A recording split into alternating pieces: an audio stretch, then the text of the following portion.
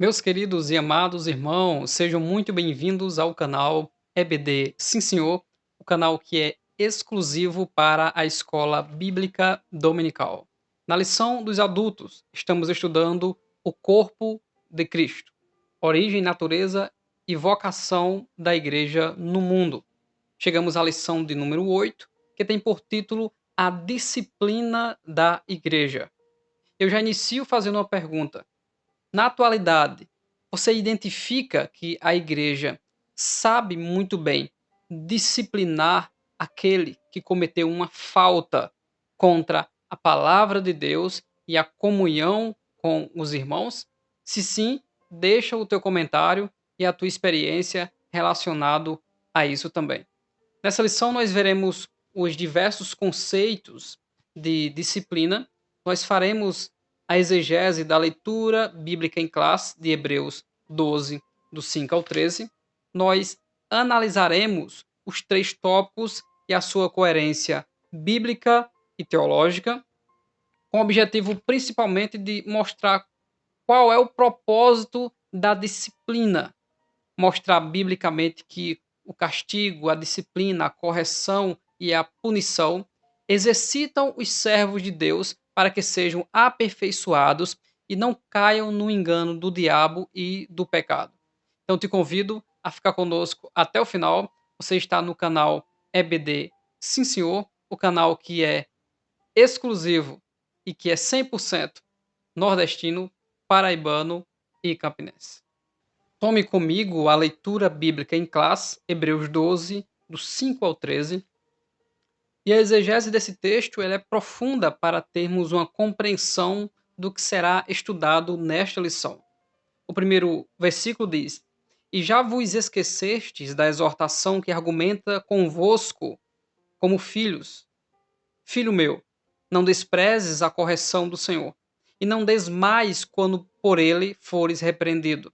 Ele faz menção de um outro texto, possivelmente de Jó, capítulo 5 e versículo 17, mas também Provérbios 3, 11 e 12, são textos que diz que o filho e o verdadeiro filho que recebe a repreensão, ele é bem-aventurado, e por isso o conselho é: não despreze a repreensão do Senhor, porque essa repreensão dará vida, dará luz e dará crescimento. O próprio Deus, em Apocalipse 3,19, usando o apóstolo João, diz: Porque eu repreendo e castigo a todos quantos amo. Alguns líderes da nossa nação negam a palavra castigo, que apenas aquilo que acontece com a nossa vida é resultado das nossas escolhas, mas nós não seguimos o que as pessoas acham, mas o que a Bíblia diz. Deus usa Jeremias em relação a Israel e diz: Não castigaria eu uma nação como esta? Diz o Senhor. Em Isaías 53, o motivo pelo qual nós estamos aqui, movidos pelo amor do Senhor, o texto diz: O castigo que nos traz a paz estava sobre ele. Deus desviou o castigo que era para Adão e Eva para o animal, e o castigo que era para cada um de nós, ele desviou para Jesus, não apenas para castigá-lo, mas através dele, com morte vicária, nós recebemos a salvação. E Apocalipse 3,19 mostra que todos aqueles que Deus ama, assim como o Pai ama o seu Filho, assim Deus o castiga, censura, pune, corrige para preservação, para punição do que fez e para deixar de fazer aquilo que fez. Então Deus ele trabalha na manutenção da nossa boa vida espiritual e comunhão com ele. Os textos seguem, você também pode conferir Provérbios 13, 24. Os textos seguem dizendo: Porque o Senhor corrige o que ama e açoita a qualquer que recebe por filho. Se suportais a correção, Deus vos trata como filhos. Porque que filho há a quem o pai não corrija? E quando o pai corrige um filho e ele não aceita a repreensão, ele continua com a birra. E agora, esse filho não será tratado com tanto amor e tanto carinho, porque ele está sempre dando desgosto aos seus pais. Como, por exemplo, Esaú, que dava desgosto aos seus pais por não ter casado com mulheres da sua própria nação, erro que eles não cometeram com Jacó, enviando ele para Padã hará. Se somos filhos de Deus, nós suportamos a correção, o arrependimento vem, e o justo até 7 vezes cai, mas de todos o Senhor o põe de pé. O próprio apóstolo João diz: E se pecar, temos um advogado junto com o Pai. Ele vos perdoará os vossos pecados e vos purificará de toda a imundícia. Se verdadeiramente somos filhos de Deus, nós deixamos ser tratados pelo Senhor. O texto continua nos versículos 8 e 9. Mas se estáis sem disciplina, da qual todos são feitos participantes, sois então bastardos e não filhos. Além do que, tivemos nossos pais, segundo a carne, para nos corrigirem, e nós os reverenciamos. Não nos sujeitaremos muito mais ao Pai dos Espíritos para vivermos? O texto simplesmente está dizendo: se estáis sem disciplina, não porque não tenha recebido a disciplina, não porque não tenha sido aplicado a disciplina, mas porque ele não quer viver nesta disciplina, não quer viver debaixo dessas regras e da submissão de um superior. E muitos de nós tememos mais os homens do que a própria disciplina de Deus, porque o homem ele aplicará uma disciplina segundo o seu nível, segundo o seu discernimento ou falta de discernimento. Mas Deus faz tudo perfeito para que o nome dele seja glorificado e o seu povo seja restaurado. Quando o texto diz que ele é pai dos espíritos com um E minúsculo, esse espírito aqui são pessoas, não são anjos ou demônios, são pessoas. Então ele é o pai de todos os seres humanos. E se nós aceitamos a correção desse pai, que é Deus, então nós iremos viver. Outros textos que comparam a ação de Deus com o pai estão em Deuteronômio 8:5, 2 Samuel capítulo 7 e versículo 14. No versículo 10 está escrito: Porque aqueles, na verdade, por um pouco de tempo nos corrigiam como bem lhes parecia, mas este, para nosso proveito, para sermos participantes da sua santidade. Pedro ratifica o que foi dito em Levítico, aqui em 1 Pedro 1, 15 e 16. Ele diz que aquele que nos chamou, aquele que nos remiu, ele é santo. E se ele é santo, então nós precisamos receber a exortação: sede santos, porque o vosso Senhor Deus, ele é santo. Então, quando Deus nos corrige por errarmos o alvo e não andarmos em conformidade com esta palavra, o amor de Deus está se manifestando através da correção, da punição e do castigo para dizer que nós temos que andar pelo caminho direito para podermos participar também desta santidade que conserva a salvação que foi nos dada de graça. Você pode tomar como exemplo aquele patinho de corda que nós dávamos a corda no patinho e ele saía andando no chão. E para evitar que ele batesse na parede, então a gente ia lá e dava um tapinha no patinho e ele mudava de direção. Assim é Deus. Ele nos criou, ele nos formou, ele nos fez, ele nos deu a liberdade. Porém, ele sabe que algumas atitudes e caminhos nossos vão nos levar a bater com a cara na parede. Então ele vai dar um tapinha e com a intenção de nos mudar de direção. É a manifestação do amor de Deus, que tem todo o conhecimento e entendimento e nós não sabemos. Paulo, em Romanos 8, diz que nós nem sabemos orar como convém, mas o mesmo Espírito intercede por nós com gemidos inexprimíveis. Os versículos 11 a 13, e eu considero esse versículo 11 o mais importante nesse texto, que diz: E na verdade, toda correção ao presente não parece ser de gozo, senão de tristeza, mas, depois, produz um fruto pacífico de justiça nos exercitados por ela. Então poderíamos criar dentro desse texto até um título para essa mensagem, que são os exercitados pela correção. Semelhante a um corpo que é exercitado para que os seus músculos cresçam, então é preciso haver uma crise, um choque naqueles músculos para que eles avancem. E a natureza ela sempre revela isso. Sempre revela isso. Não só para os homens, como também para os animais. Sempre quando estamos em perigo, em crise e em medo, se revela o corajoso, o que tem atitude, o que tem fé e o que busca meios para se sair de alguma situação. Assim é Deus nos corrigindo e nos disciplinando. No começo, dói. e não parece ser de alegria, senão de tristeza. Mas depois, ou seja, o resultado dela é produzir frutos de justiça, aqueles que são exercitados pela correção. E aí Paulo completa falando sobre a tribulação em Romanos 5, 3 e diz que a tribulação produz a paciência. Tiago, no capítulo 1, versículo 2, ele diz: tende grande alegria quando vos forem enviadas várias provações. Estou tomando aqui as provações no sentido de sofrimento. Então, se nós sofremos, somos levados aos nossos limites. Então, para vencer, tem que superar os limites e ter a vitória se submetendo a Cristo Jesus. Os versículos 12 e 13 dizem: portanto, tornai a levantar as mãos cansadas e os joelhos desconjuntados, e fazei veredas direitas para os vossos pés, para que o que manqueja se não desvie inteiramente, antes seja sarado.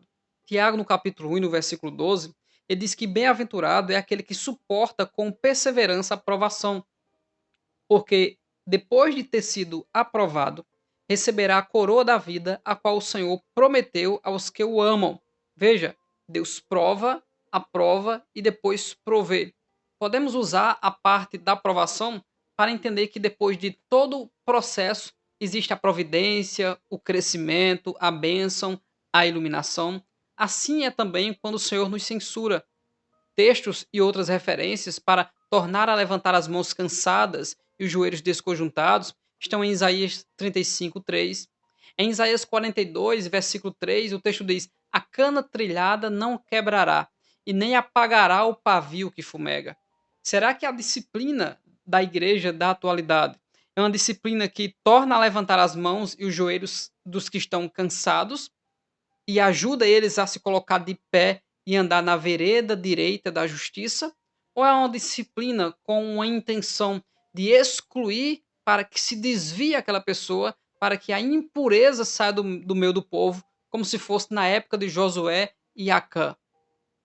Deus deseja que os seus servos sejam tratados pelos seus líderes de uma maneira a serem restaurados. Deus conhece todos aqueles que incitam o seu irmão ao erro e ao pecado para o tropeço, semelhante ao que o rei Davi fez com Urias.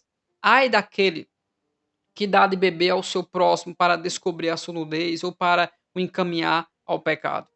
Então existe um oráculo de maldição para esses que fazem isso. Mas Jesus e a palavra não. Ele não quebra aquele que já está rachado. Antes ele produz o juízo, ou seja, ele ajuda aqueles que estão caídos a se pôr de pé. Coisa que o texto bíblico diz de Jó, que ele ajudava muitos que estavam com os joelhos trementes, com os joelhos desconjuntados. Mas saindo da exegese de Hebreus, capítulo 5 e versículo 13, antes de entrar nos três tópicos e a sua análise de sua coerência bíblica e teológica, nós precisamos trazer as definições de disciplina, os significados da palavra disciplina e como ela pode ser usada. Disciplina é obediência a regras de um grupo. Todo grupo tem a sua ética. Então, aquele que obedece à ética, aquele que obedece às regras deste grupo, então ele é um disciplinado, ele está sendo obediente, ele está seguindo a disciplina, as regras. Disciplina também é modo de agir que demonstra constância, obediência às regras. Então, esse é o disciplinado. Então, o modo de agir demonstra constância, obediência constante às regras, é o disciplinado. Disciplina também é a capacidade de controlar um comportamento, como, por exemplo, um monitor de uma escola. Ele com- controla o comportamento dos alunos. Então, ele é aquele que disciplina todos os alunos na fila, no que pode fazer, no que não pode correr e etc. Disciplina também é uma área de um conhecimento e estudo. Por exemplo, a disciplina de matemática, a disciplina do português. Disciplina também é doutrina e instrução no campo da moral, do comportamento ético, sobre como se controlar, ser moderado, ser casto, ser prevenido, ser sábio. Então, ter disciplina é ter instrução e doutrina moral de como se comportar. Disciplina também é ato ou instrumento de castigo, como por exemplo, chicote no tempo da escravidão aqui no Brasil. a palmatória, era uma régua de madeira com a ponta circular usada para castigar as crianças com um leve tapa ou não tão leve na mão para que eles não façam aquilo que estavam fazendo. Então a disciplina também tem esse caráter preventivo e aperfeiçoador. A disciplina, ela não se manifesta apenas no sentido de punir quem fez algo errado, mas de olhar que aquela pessoa vai por um caminho que não deve ir e que ela se dará mal lá na frente. E antes que isso aconteça, Deus, o pai, o tutor, o responsável por aquela pessoa, vai lá e puxa na orelha e diz: não vá por aí. E dói puxar na orelha. Mas o resultado é: se dói por eu ir por este caminho, então eu não vou mais, vou por este caminho, que é o caminho que o meu pai, o meu tutor, o meu Deus quer. E aí tudo dará certo. Uma definição de disciplina, segundo a lição, é processo formativo do caráter cristão na modalidade corretiva e formativa. Ou seja, a disciplina de Deus, aplicada de forma correta pelos homens que regem o povo de Deus, vai aperfeiçoar, vai fazer com que este crente ainda continue sendo alguém que gere fruto para o reino e fruto para a igreja, e não apenas com a intenção de excluir, com a intenção de considerar que essa pessoa não serve mais para o reino e não serve mais para a obra. No primeiro tópico, a necessidade da disciplina bíblica, ela é porque Deus é santo. E assim como Deus é santo, e assim como Deus nos amou, segundo 1 João 4,19, ele requer que nós também venhamos a ser santos e amá-lo também da mesma maneira. E com isso, a santidade de Deus deixa de ser reconhecida quando nós não andamos na disciplina ou não recebemos a disciplina. Se Deus é santo, precisamos andar em conformidade com a sua palavra. Se Deus é santo, requer que o seu servo seja santo, então que o povo de Deus seja santo, que ande segundo os códigos de ética do Deus Todo-Poderoso. Ser santo, do grego ágios, significa ser consagrado, ser separado para um serviço específico. E se o povo de Deus é separado para um serviço específico, então o povo de Deus não anda em conformidade àqueles que são desobedientes a Deus. De maneira alguma, o povo de Deus pode fazer isso. Quando a igreja não disciplina, o corpo gera enfermidades. Um corpo que ele é exercitado ou que há um cuidado na manutenção da higiene desse corpo, ele viverá bem e com satisfação. Ele, por exercício, se torna forte e robusto, e através do cuidado da saúde, da manutenção da limpeza, das unhas, do pelo, dos dentes, dos olhos e etc., esse corpo ele terá um bom funcionamento. Se isso não acontecer, ele será ele terá a sua identidade embotada, que é perder a capacidade. Então, quando esse corpo perde essa capacidade, então ele vai agora andar por hábitos que não agrada a Deus e logo não será santo e logo não será salvo. Para que isso não aconteça e essa pessoa não se perca, o amor de Deus se revela através da disciplina, da correção e do castigo, com o fim de nós aprendermos qual é o limite daquilo que é sagrado e qual é o limite daquilo que é profano. Jeremias não suportou tanta pressão e ele desceu moralmente ao nível dos falsos profetas. E Deus fala com ele em Jeremias 15:19 e diz: Se tu voltares, eu te trarei. Se apartares o precioso do vil, então serás como a minha boca, ou seja, profeta. Tornem-se eles para tu, ou seja, se converta os falsos profetas à sua mensagem, mas não torne tu para eles, ou seja, não se converta à mensagem dos falsos profetas. Jeremias estava se inclinando para desistir de profetizar, mas Deus entrou no capítulo 15, 16 e 17, renova Jeremias, ele diz: Maldito o homem que confia no homem, falando de si próprio, e no capítulo 18 ele recebe a mensagem da graça de Deus, do cuidado de Deus para com Israel, que o vaso se quebra na mão do oleiro. Ou seja, Deus está no controle daqueles que se desmancham na sua presença, pois o vaso ainda está em estado de processo. Se desmancha, Deus faz outro. Deus tem disciplina, tem correção e tem castigo para o seu povo. O segundo tópico fala sobre o propósito da disciplina bíblica. Porém, eu identifiquei que um título para o terceiro tópico seria também o propósito da disciplina bíblica. Por quê? Veja, o tópico de número 2, no propósito da disciplina bíblica, diz que a disciplina ela tem por objetivo manter a honra de Cristo através do comportamento deste crente. Então, o nome do Senhor, ele é glorificado pela vida dos seus discípulos. O nome de Deus é blasfemado constantemente pelos gentios, pelos incircuncisos, pela nação que não conhece ao Senhor. Então, quando nós não andamos na presença de Deus e ainda queremos parecer crentes ou cristãos, nós precisamos ser disciplinados pelo Senhor. E Paulo entra com muita fúria em 1 Coríntios, no capítulo de número 5, porque havia um pecado na igreja que não estava sendo tratado, que era um pecado sexual. Parece que estamos falando dos dias de hoje, mas Paulo disse que ele precisa ser tratado. Quando ele usa a linguagem que ser entregue a Satanás, mas que o corpo ou a alma ou ele seja salvo, que Deus o salve no final, Paulo não está invocando um demônio para este pecador. Satanás simboliza os desejos dele. Se ele quer se entregar aos seus próprios desejos, que são os desejos de Satanás, que seja entregue a Satanás. Semelhante a Romanos capítulo 1, que Deus os entregou ao seu próprio sentimento perverso, fazendo coisa que não convém. Mas também nós vemos o Paulo moderado em 2 aos Coríntios, falando deste mesmo homem, desta mesma situação, e dizendo para ele em 2 Coríntios 2, do 5 ao 8, que tenha cuidado com ele, falando para a liderança, cuide dele, para que ele não perca a comunhão, esteja sempre conosco.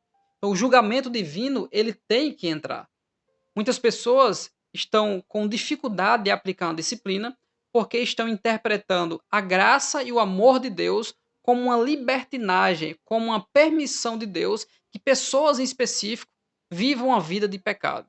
Porém, Romanos capítulo 6, primeiro, diz: permaneceremos, pois, no pecado para que a graça de Deus seja abundante? Ou seja, traduzindo, se a graça de Deus é tão abundante sobre o pecado, então vamos permanecer no pecado, que será mais graça ainda. Ele diz: não. Aquele que alistou você para esse exército, você tem que ser fiel àquele a quem o alistou. Do contrário, também, acontecem coisas que prejudicam a coletividade. O propósito da disciplina também, depois de manter a honra de Cristo em nós, é frear o comportamento pecaminoso. Porque esse comportamento pecaminoso, podendo chegar a ser contagioso e prejudicar a coletividade. É o que descreve Hebreus 12:15, quando fala sobre a raiz de amargura. Está falando sobre aquele que apostata e começa a se rebelar contra a igreja, a aplicar heresias, e como uma raiz, essa heresia, esse mal, vai disseminando, trazendo muito aborrecimento para a liderança e para toda a igreja, porque vai levando o povo para longe de Deus. Veja como é sério esse tipo de assunto. É por isso que em 1 Coríntios 5:6, Paulo diz: não sabeis que um pouco de fermento faz levedar toda a massa? E o terceiro propósito é não tolerar a prática do pecado. Uma igreja que não pratica a disciplina bíblica, ela será uma igreja fraca, uma igreja cheia de problemas. Por isso que o Senhor falou à igreja em Apocalipse 2:20 diz: tenho contra ti o tolerares que Jezabel, mulher que se diz profetiza, ensine e engana os meus servos para que se prostituam e comam dos sacrifícios da idolatria. Então Jesus censurou várias dessas igrejas da Ásia, mas tenho, porém, contra ti.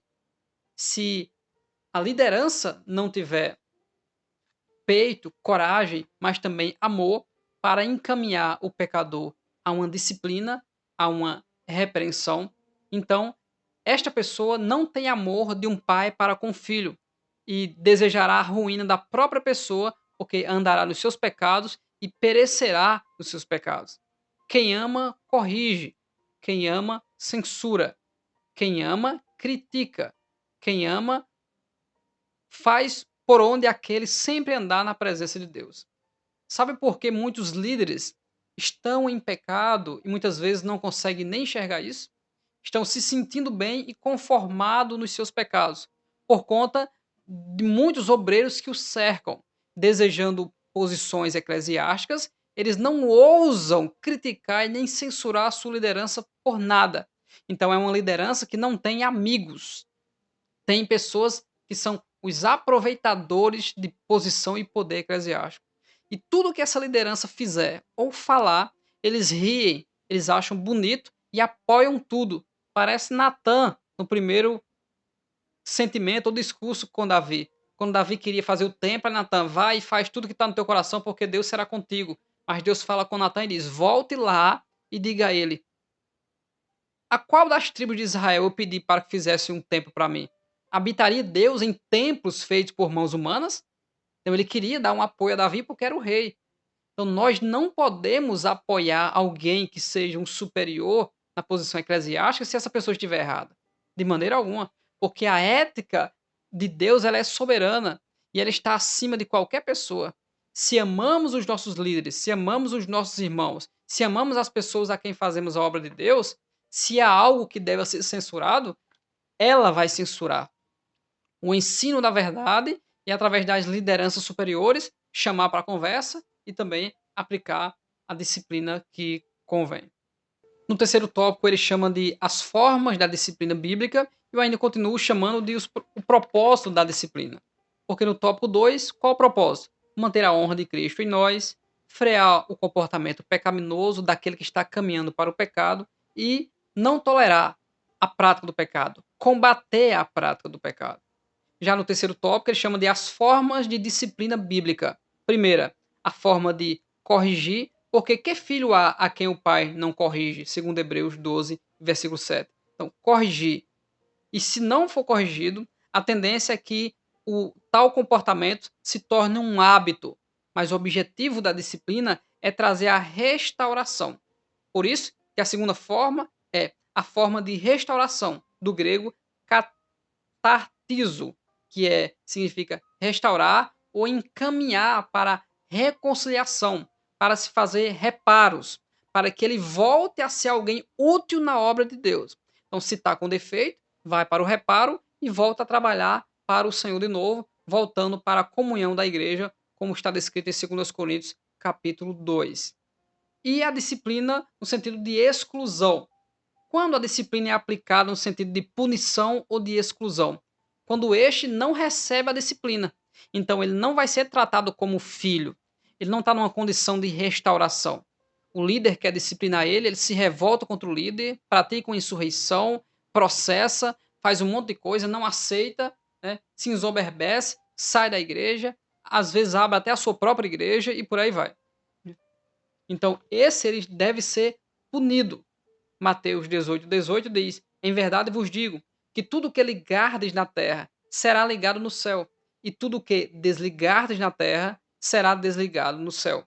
Nós explicamos isso em detalhe e podemos posteriormente gravar um vídeo específico para explicar Mateus 18, 18, mas explicamos em detalhe num vídeo em que nós falamos sobre a chave do reino dos céus que foi dada a Pedro, no vídeo O Avivamento no Ministério de Pedro. O sentido aqui não é que de forma arbitrária uma liderança olha para alguém e diz: vamos tirar este do reino dos céus. Não é isso. O sentido do texto é que aquilo que foi ligado por Deus na terra para alguém ser agregado na igreja ou retirado da igreja já foi estabelecido aqui na terra. Então foi ligado lá no céu, foi concordado lá no céu e foi estabelecido aqui na terra. Então, quem faz isso? A palavra de Deus. Se alguém aceitar a fé em Jesus Cristo, essa pessoa será salva. Jesus Cristo diz que se aquele discípulo dele negar ele diante dos homens, eu o negarei diante do meu Pai. Então já está determinado desde o céu que os filhos de Deus que negarem ao Senhor Jesus Cristo ou desprezar a disciplina, que dá no mesmo, então essa pessoa não será salva. Então não é de forma arbitrária que líderes decidem quem estará na comunhão ou não. É a transgressão bíblica e a aplicação da disciplina bíblica, que visa a restauração. Apenas do rebelde e do insubmisso que ele vai ser excluído por causa da falha dele, não por uma atitude do líder. O líder apenas está trabalhando com a lei de Deus. E a atitude de não se converter ou se voltar para Deus é que faz com que essa pessoa não esteja mais em comunhão, nem fazendo mais parte do reino de Deus. Veja como é glorioso o assunto da disciplina. Está relacionado ao amor, não à ira, à fúria e o desejo de destruição do próximo, mas é a manifestação do amor de Deus para ensinar e instruir aquele que é falto de juízo. Assim se faz com a criança. Segundo Provérbios, a criança é falta de juízo. Então, quando ele sente algum nível de sofrimento ou de incômodo por causa deste mau caminho, ele aprenderá o bom caminho. Assim são os adultos, mas que são crianças espirituais. Eles precisam ser disciplinados por Deus para não se perder. Essa é a manifestação da graça e do amor de Deus corrigindo o seu povo. Porque eu repreendo e castigo a todos quantos amam. Sê, pois, zeloso e arrepende-te. O amor de Deus e o desejo da comunhão é tão grande que ele diz no versículo 20: Eis que estou à porta e bato. Se alguém ouvir a minha voz, abrir a porta, eu entrarei, cearei com ele e ele comigo. A comunhão é restaurada, a comunhão volta novamente. E a pergunta é, e o desafio é você deixar nos comentários: a igreja da atualidade, a igreja cristã, todos os segmentos cristãos, estão aplicando a disciplina diante de um erro de um irmão, a liderança, da maneira correta? É uma maneira para restaurar e trazer de volta a comunhão? Ou é uma maneira para excluir a pessoa, acelerando o processo dela se desviar e se perder na caminhada? Deus abençoe grandemente a sua vida. Essa é uma lição séria que você, professor, terá que ter cuidado dela na sua classe para explicar os motivos e a intenção de Deus de disciplinar alguém.